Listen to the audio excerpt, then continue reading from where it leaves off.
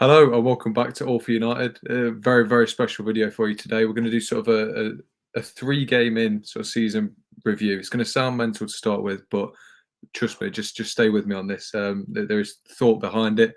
Got a really, really good panel for you today. I've got 2 very special guests and Mark, so you get what you can take. But yeah, as I said, I'll introduce those guys straight after this.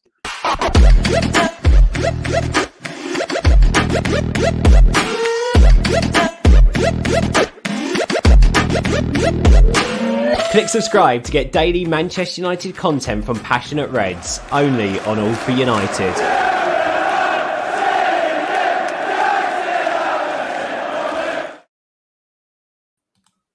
Here we have it then. As I said, Mark, brilliant to have you on as usual. As I said, nice to have you. We're also joined by Brad. Obviously, you've been on the channel before, I believe. Brad's the chief Manchester United writer for VAVEL, so it's great to have you on, mate. Thank you very much for that. And we're also joined by Dominic Booth.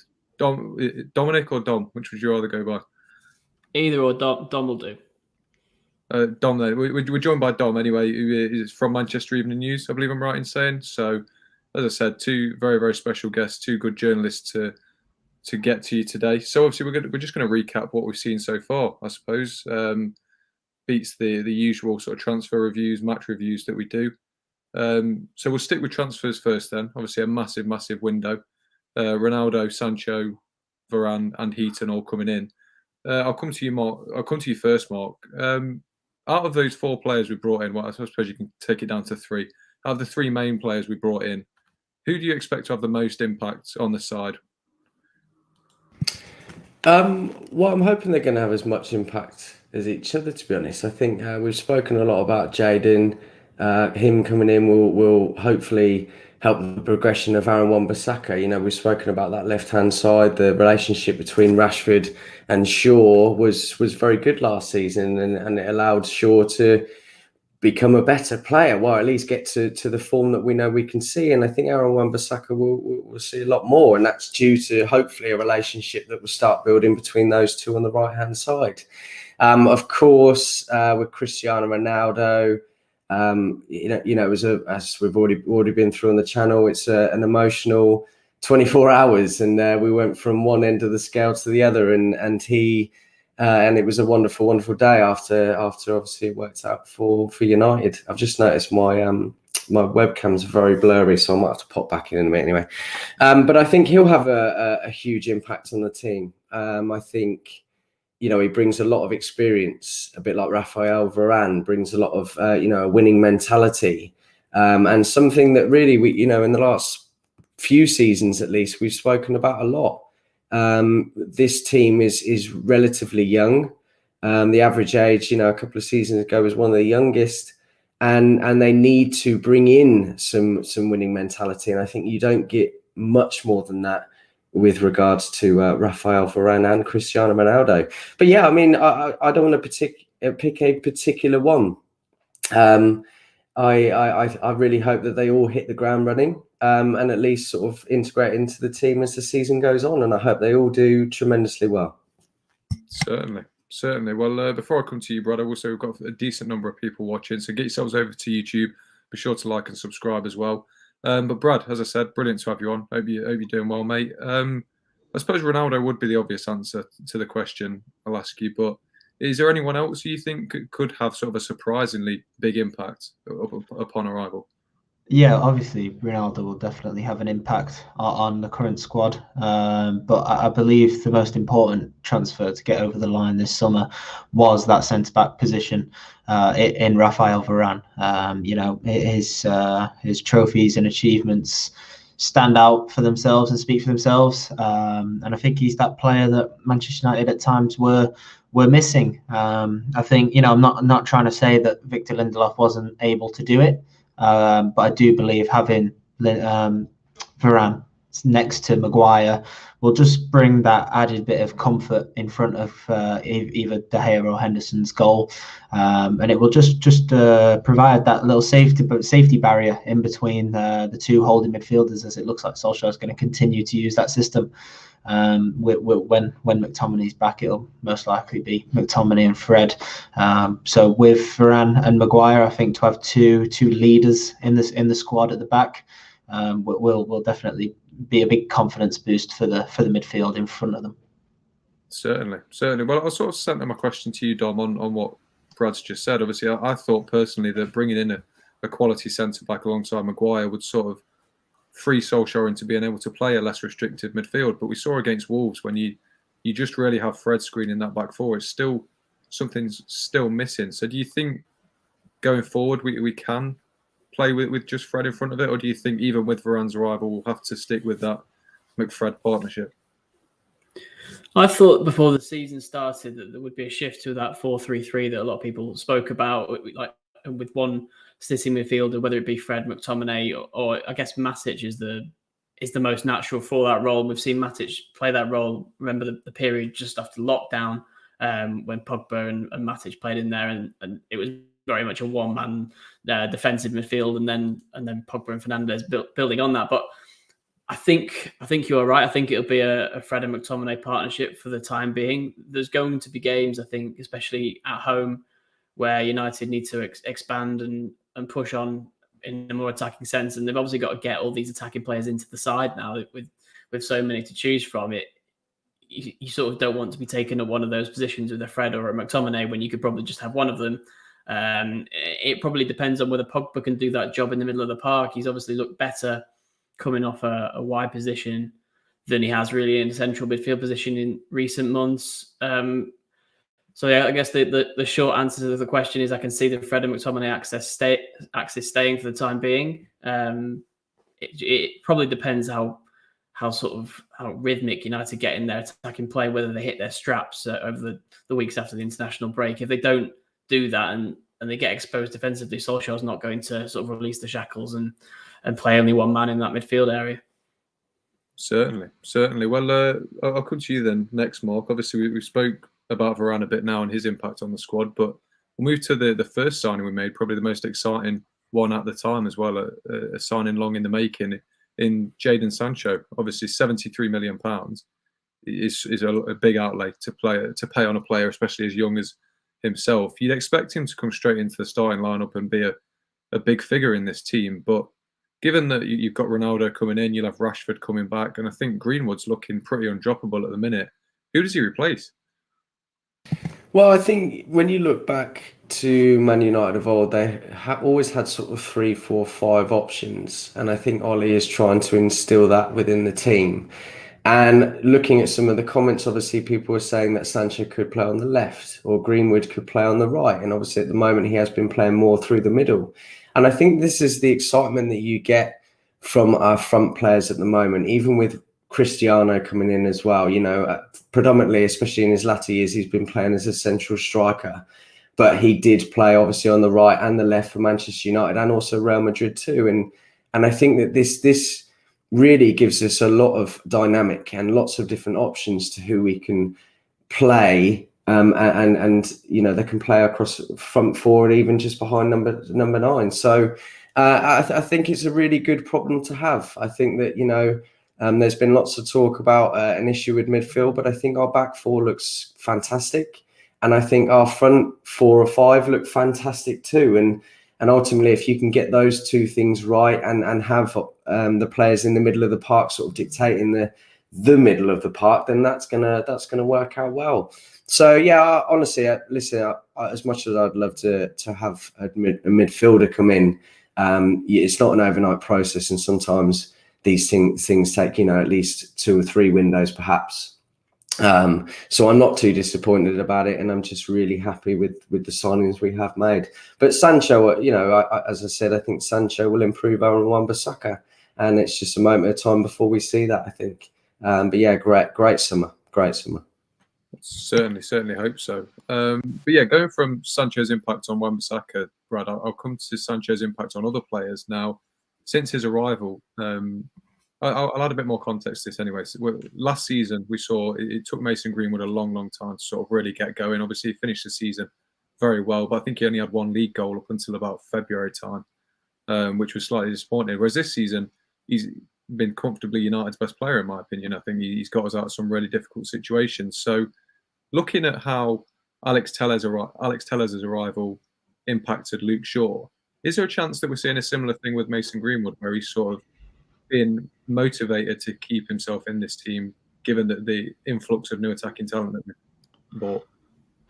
Well, I think you're correct by saying Greenwood's probably been the most vital player in the opening 3 games, but I'd go as far as to say that he's probably been United's calendar year player of the season, player of the year from January up until now. That second half of the season, he was excellent. And going to the question of whether the arrival of Sancho will help Greenwood, I think. Obviously he will want to hold his place in the starting 11. So obviously competition is always good in a side like Manchester United, where they're always striving to be better than everyone else. But I do believe that Cristiano Ronaldo will have a greater impact on Mason Greenwood, not only with his finishing ability, but I think Greenwood will look up to Ronaldo as almost a little bit of an older brother sort of thing in the team, in a way that Ronaldo looked up to players when he was younger. I think Greenwood will definitely learn more off the likes of Cavani and Ronaldo compared to Sancho. But yeah, I do believe that Sancho's arrival does put a little bit of pressure on Greenwood, because he already knows that players are ready to step in and take his starting position if his form was to dip. But it doesn't. He hasn't shown any signs of that as of yet. Certainly not, and all the power to him. But I'll come to you, Dom. We'll look at the flip side of this, obviously, with Sancho coming in. Obviously, naturally, you can play on either wing, but I think United have signed him with the intention of playing him outright. Now, that's where Greenwood has deputised, certainly against Wolves anyway. He scored 2 goals off the right this season so far. Are you worried that this new sort of resurgence of talent coming in could possibly restrict Mason Greenwood? So obviously we spoke about the positive impacts it could have. Do you think there's a chance it could go the other way as we start bedding in all these new signings? I sort of agree with what Brad said, really. I think that it's all power to Greenwood, and I think that his form over the last few months has been exceptional, and it's on other players, I think, really to hold down a place in the team. I think Greenwood is probably, as strange as this may sound, given the talent on offer elsewhere in the squad, he's probably the first attacking name on the team sheet at the moment, which is absolutely incredible to say. But Ronaldo's just come in. Cavani's searching for fitness, hasn't started yet. Sancho looks a little bit off the pace, and I think he does need to build his fitness as well. Rashford's out and was in no sort of form even before his injury, and he needs to come back and prove himself as well. Martial, ditto to that, really, I suppose. Hasn't shown any form over the last year, or obviously has his fitness issues as well. So Greenwood's the one, whether you fit him in on the right or in a central position. I think he's got to play at the moment. When it comes back to the international break, I think Ronaldo and Greenwood and one other is how it should be. And you sort of configure them however, but both Ronaldo and Greenwood are quite versatile and can play in a couple of positions across that front line. So yeah, I see it as it's obviously a challenge to Greenwood down the line to keep this place and keep this form. He has had a couple of dips up and down in his short career so far. But the signs are really, really good for him so far this season. Certainly, yeah, he really has hit the ground running. But Mark, we'll move on to our final transfer then. Obviously, we've got to talk about Ronaldo coming in. Obviously, on this channel, we've spoken a lot about him, so I don't want to go too in detail about everything. But I did want to pose this question to you, because it's not really something we've touched on much. Do you think Ronaldo, coming in at the age he's at, he is, we can't hide from it, he is, in terms of numbers, sort of seeing a little bit of a slump. Obviously, it's by no means worrying, but his numbers are decreasing. So do you think this season he will have a bigger impact on the pitch for Manchester United or off it? I think a combination of the two. Yes, he might be 36 years of age, but he's still a phenomenal player. And as I mentioned earlier, he brings a lot more to the team than just those numbers. I think, the fact that he has been in the Premier League and obviously played for United before, knows the club, knows Ollie very well. I think that will all be positives to how he will perform. And whilst he might not come in and be as electric as what's we once knew him as, I think he will have a huge positive impact. Obviously, off the field as well, it generated a huge amount of clicks, likes, whatever you want to call it, and is a massive thing. I think it was a very Glazer move, if I'm honest with you, and I think that bringing him in is only going to increase the value of United. But Cristiano Ronaldo is one of the biggest followed sportsmen on the planet. And obviously playing at Manchester United is only going to increase that. You remember if he'd left back in 2009, it wasn't such a big thing then, and it wasn't going to have so much of an impact. So this is a huge thing from everyone's perspective, and it ticks a lot of boxes. But yeah, I think he's going to have a big impact on the team. As I mentioned earlier, his winning mentality, the amount he's won, he's just going to bring everyone, especially those players around him like Rashford, Greenwood, just a step up. It will bring a step up. It will show them exactly what else can be done. Not just Cavani. Obviously, we spoke about him a lot last season and how much he could improve Greenwood. But I think Ronaldo will be able to bring a lot more to everybody's game, and they will look at him very closely. Certainly. Well, I'll come to you, Brad, sticking with Ronaldo. Obviously, we talk about, this comment raised it perfectly, the shift in his game. He's turned into more of a poacher now. He's not quite that electric, powerful player that he once was. Obviously still an incredible talent, but do you think, given that we really struggled to create things last season at times, do you think that adding a goal scorer like Ronaldo rather than maybe another creator, whether that be up front or in the midfield, do you think that might hinder the team, or do you think Ronaldo has enough quality to sort of cover all bases? I certainly think Ronaldo definitely has the quality to cover it. And the comment that you just put up was quite interesting, being the poacher. And I do believe that Ronaldo has been signed for Manchester United to play in that striker role, and I think he'll play in between the width of the 18-yard box. I don't think he'll go into the channels like he once did.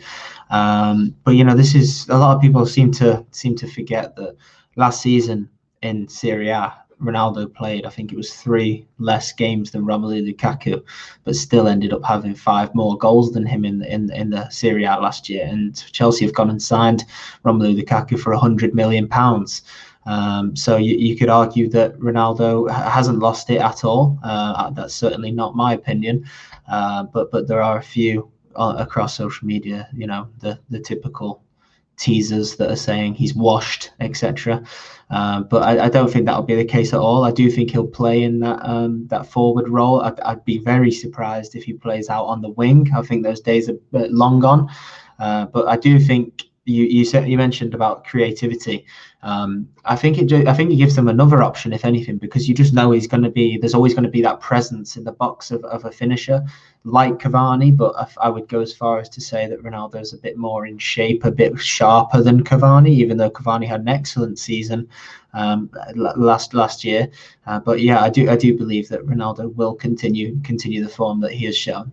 But the final point on the Serie A goals is that Juventus' side was a far more weak side than Inter Milan's was last year, and he still managed to bang in 5 more goals than Romelu Lukaku.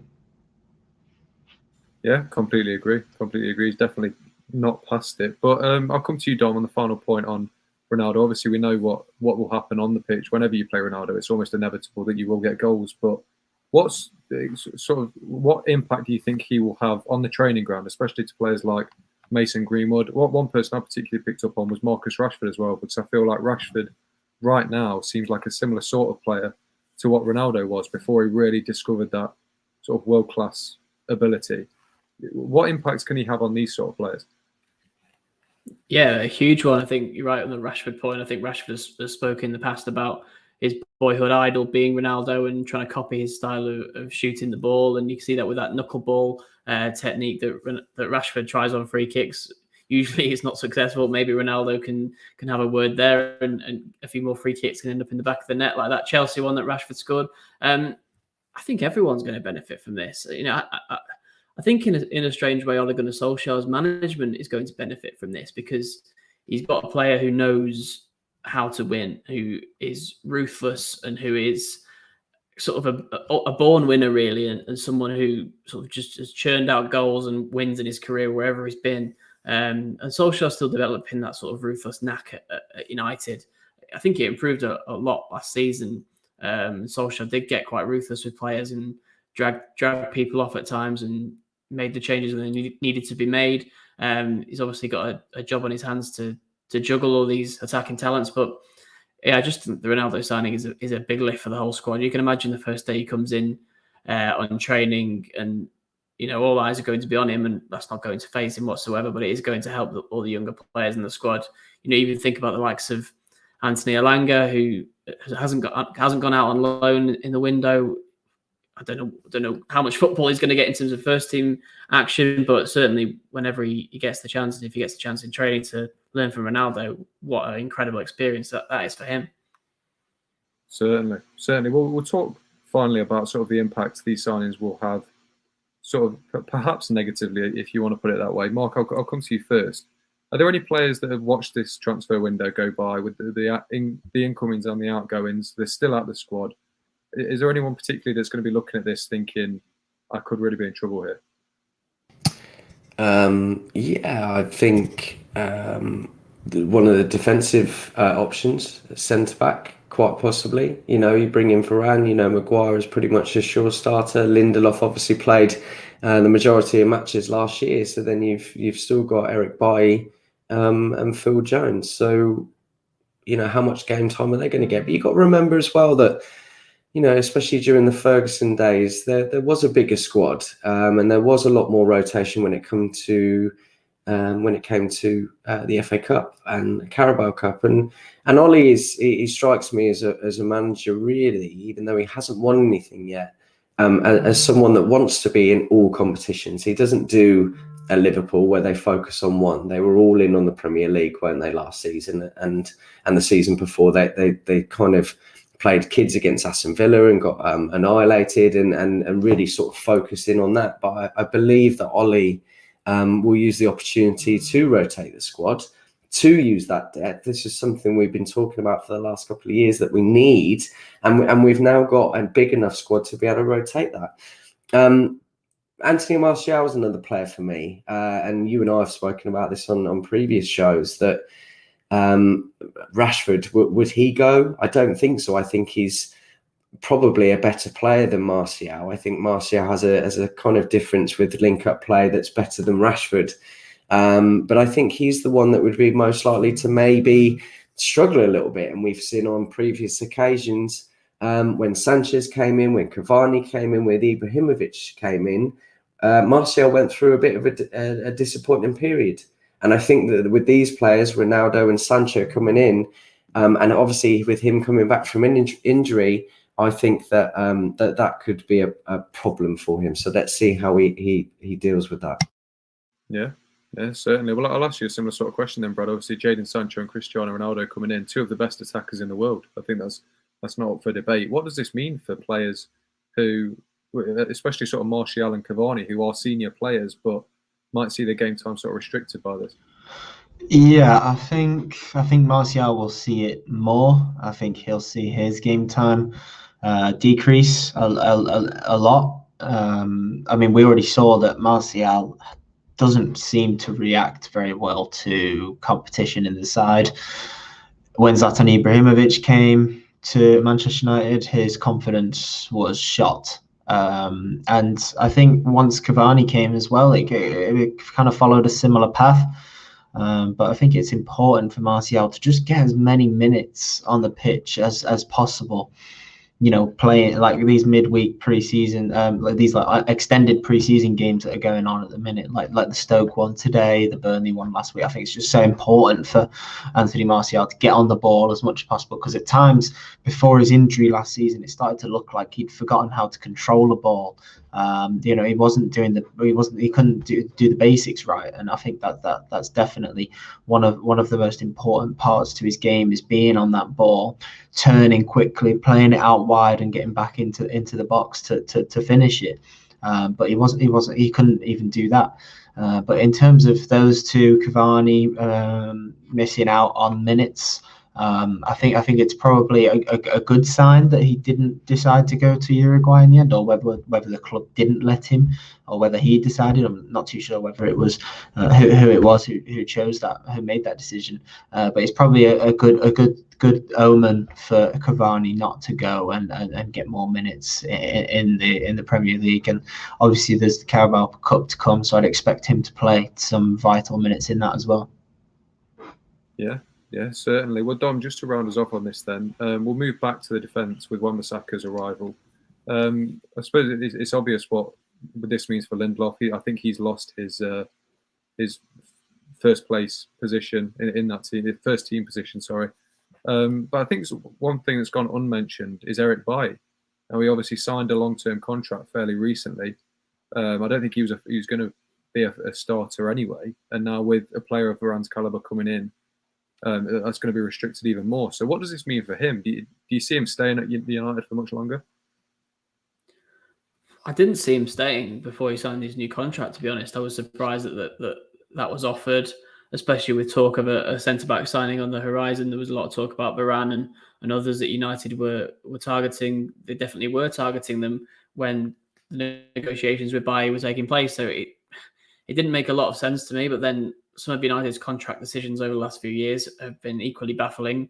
You know, we can go back to Phil Jones and Marcus Rojo and Andreas Pereira. So I understand that the club like United wants to protect players' value, but sometimes you have to just get people off your books and trim the size of your squad. And United have got one of the biggest squads in the league at the moment, I think. In that attacking and defensive areas, they certainly do still look a little bit bloated, even though obviously the sale of Daniel James on deadline day helped that a little bit. There's going to be players who aren't happy, and I think January could well see departures, like mentioned by Martial. Lingard is another player we haven't spoken about too much, who is still at the club, and it'd be interesting to see how much football he gets this season, whether he plays ahead of Donny van der Beek, and if he does, then you could probably see Van der Beek push him for an exit if he hasn't already pushed already. According to his agent, there was a move blocked on deadline day. So there are a few players around the edges of this squad who will be thinking about their future over the next few months. They might be annoyed they haven't got a move on deadline day, and it'll be up to Solskjaer to manage their game time over the next few months. I certainly don't see United going into February with the same size squad as they have now. I think there will be departures. Yeah, it will certainly be interesting. It's going to be a fascinating sort of couple of months to see who really solidifies the place in this squad. But sort of at the halfway stage of the show, so we'll shift over to the matches that we've seen so far. And 3 Premier League games played. Obviously, we're not in any cups just yet. A 5-1 win, a 1-1 draw, and a 1-0 win. I'll come to you first, Mark. What are the positives that you've taken out of the game so far? Well, I appreciate we got 5 goals in one game, but we've scored 7 and conceded 2. And I think that that's a good start. Over the years, even during the Fergie years, we always used to start pretty slow, kind of find our feet, grab some momentum, and then move on from there. And I hope that a better start to the season, which we've seen, is really going to help that. I was very disappointed after the Wolves game, but I think I had to kind of take myself back a little bit, sort of look at it in a little bit more detail and know that it was a result we wanted. Sometimes we're not going to always play scintillating attacking football. We're not going to get everything right. There are going to be players that are going to have a bad day.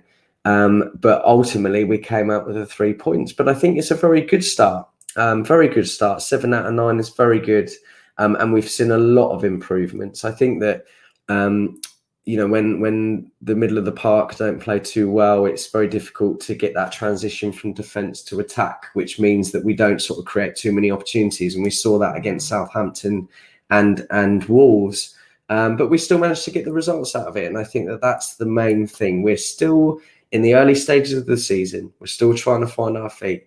We will improve and hopefully get into higher gears as the season goes on. Hopefully.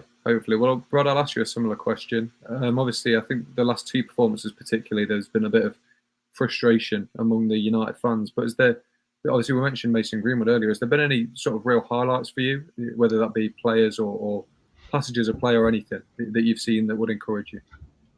I'd say it's from the Wolves game. When you're not playing your best, so clear to see how poor Manchester United were in the first half and a lot of the second half. Wolves at times were running circles around United, and they probably should have been 2 or 3 goals to the good by half time. And I think United were fortunate that they weren't behind in that game. But I think like you said, the most important part to this season so far is picking up the 3 points at Molineux, because that's what you've got to do if you want to be challenging for a title. You've got to find points where they look so unlikely.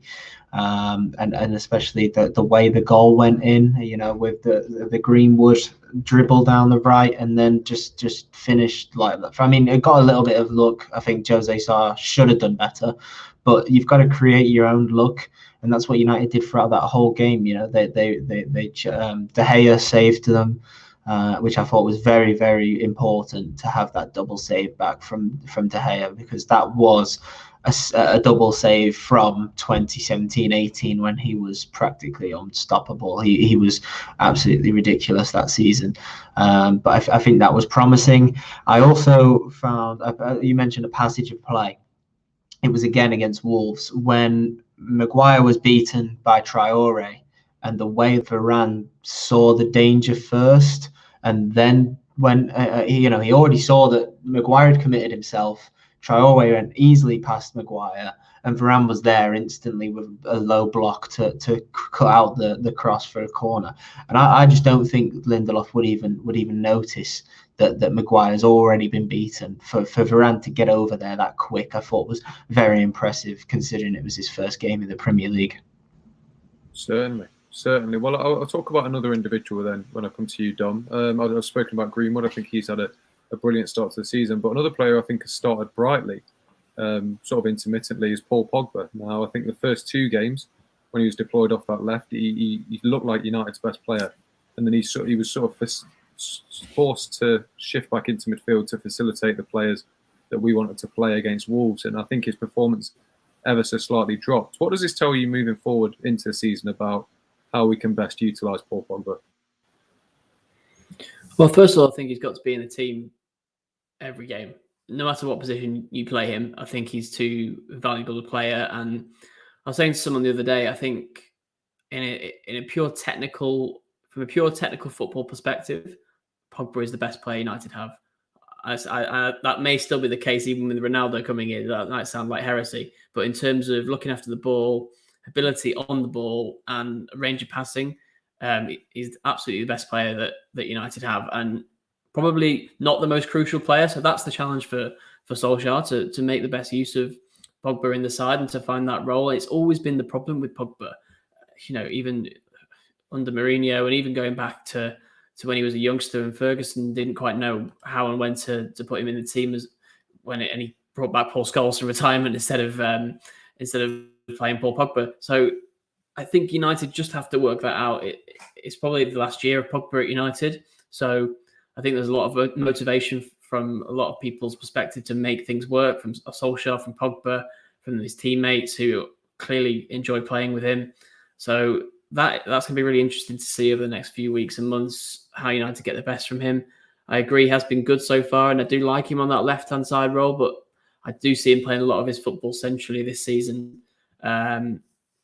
Like we said at the top of the show, with that one defensive midfielder against certain teams, especially at home, probably the bottom 10 teams in the league that United play at Old Trafford, Pogba can't be playing on the wing for me. I think someone else has to be playing there, and Pogba has to be dictating the game from a central position. So yeah, that's interesting. And then obviously Fernandes is going to be crucial as well. That goes without saying.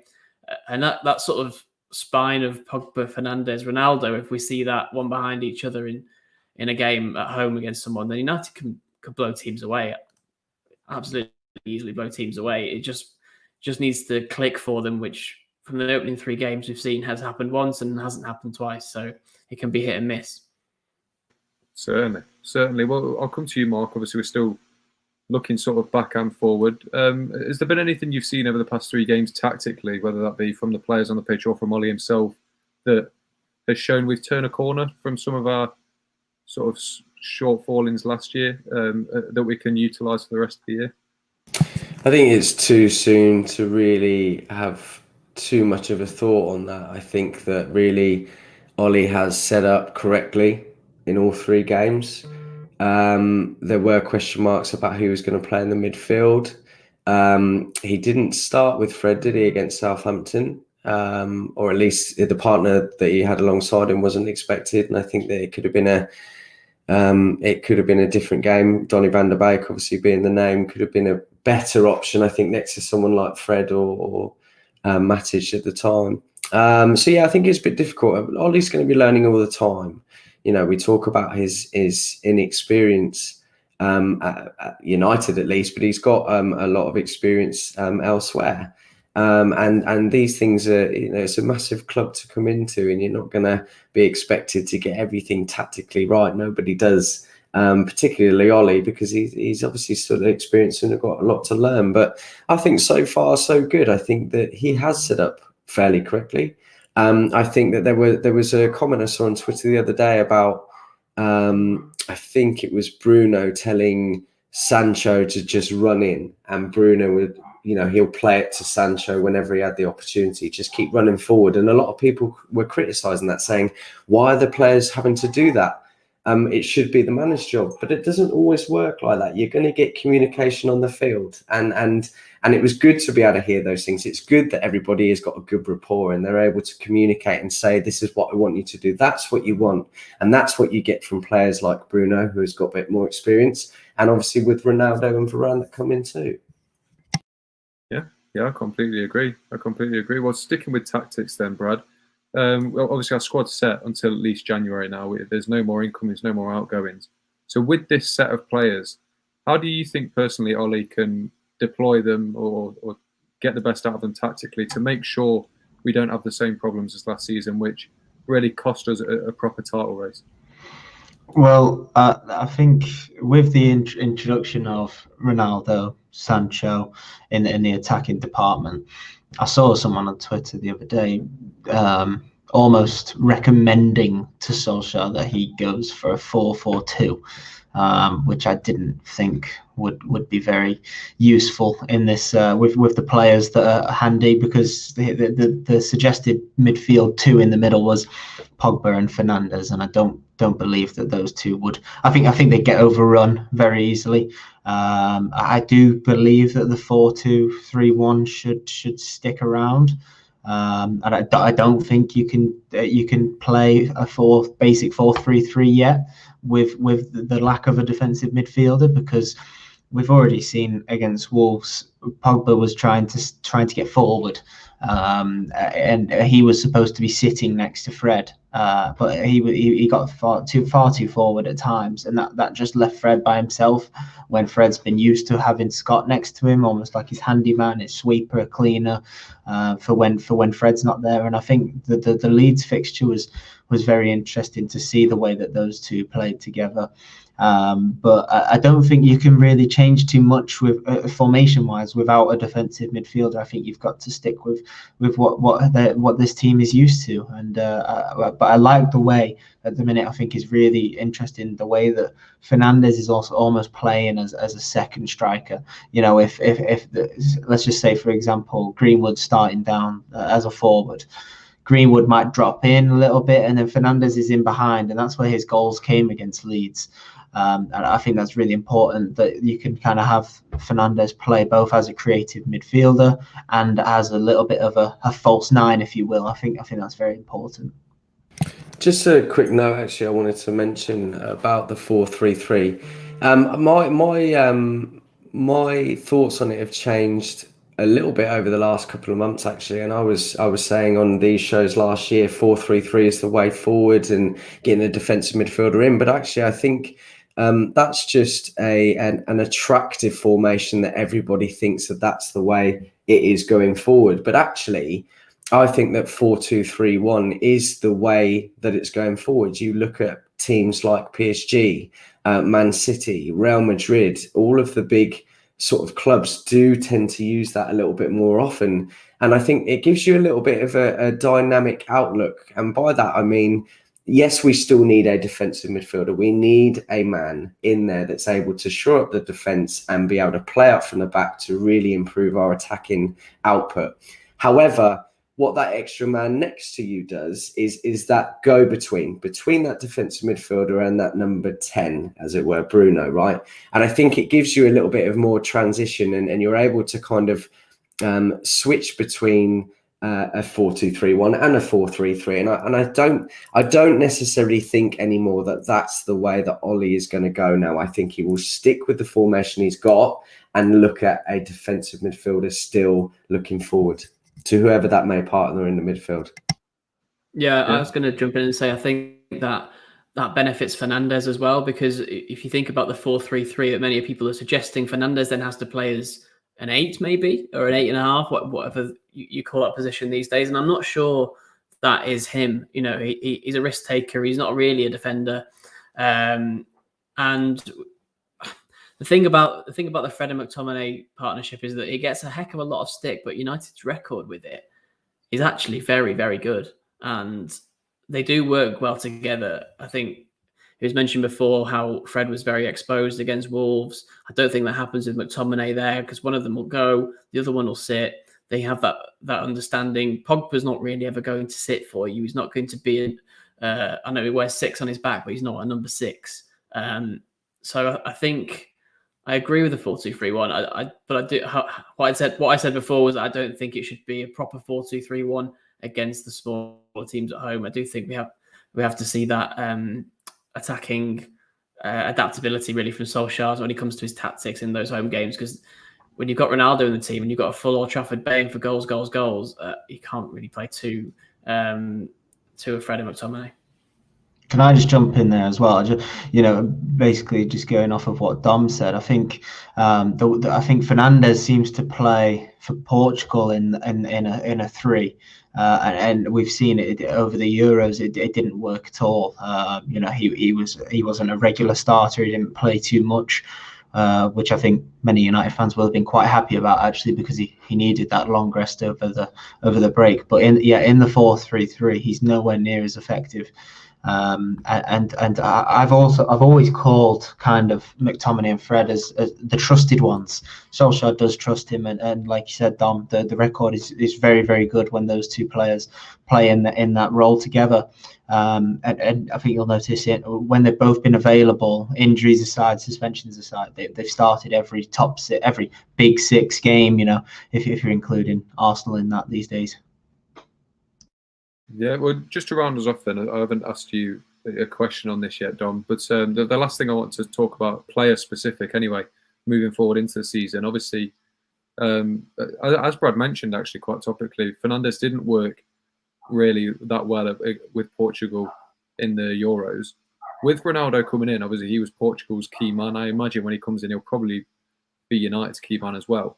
How does Solskjaer continue to get the best out of Fernandes? Because we've seen exactly what he can do already. He's already scored a hat-trick this season. Well, I think it should be a ready-made duo to work together. You think, I know they haven't played brilliantly together for Portugal, but they have a relationship there, and you would think that the balls that Fernandes plays into the box, Ronaldo should be latching onto them week in, week out, and I think they're playing tonight against Ireland, aren't they, in a friendly, both starting together for Portugal. So it'd be interesting to see how that relationship flourishes. And like I said before, the Ronaldo presence just helps everyone. It's someone to gravitate towards. It's a focal point of the team.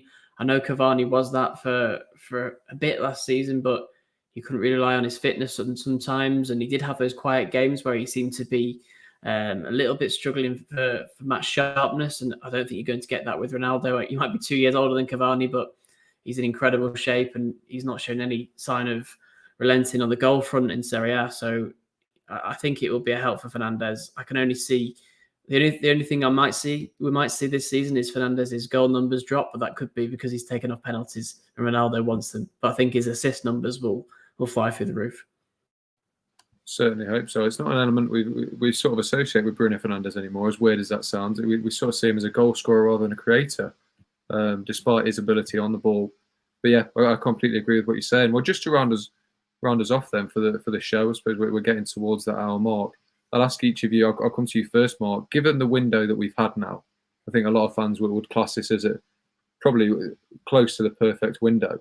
What are the expectations on this team in each sort of competition? Especially on Ollie. Sort of what does Ollie need to do for this season to be a success? Yeah, I think, it's been 3 years now. He's pretty much, I would have thought, got the team that he wants, the players that he wants. We've seen the recruitment obviously be much better.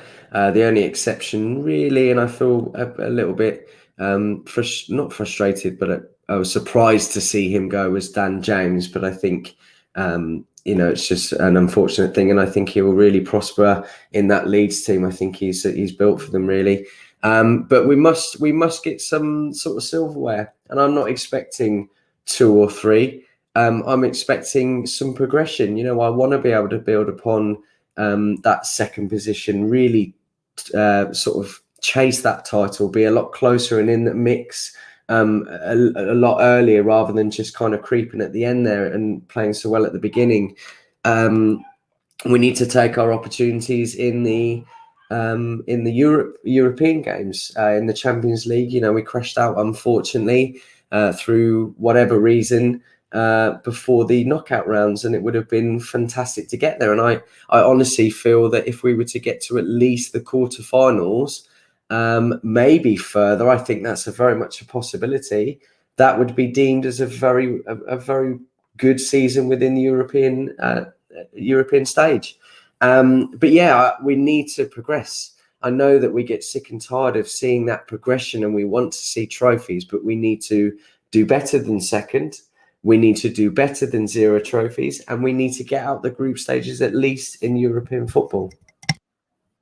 Certainly. Well, Brad, I'll come to you. What's the minimum expectation of this team? I suppose, especially when you factor in the fact that they've been handed a pretty favourable Champions League draw. Obviously, take nothing for granted, but it could have been a lot worse. So, does that play any sort of factor into what Ollie's expectations should be? I agree with Mark. I think Solskjaer has used the word progress many a times in his career as a Manchester United manager, and I do believe that the Champions League needs to improve, because essentially that's where you test yourself both as a coach and as a team.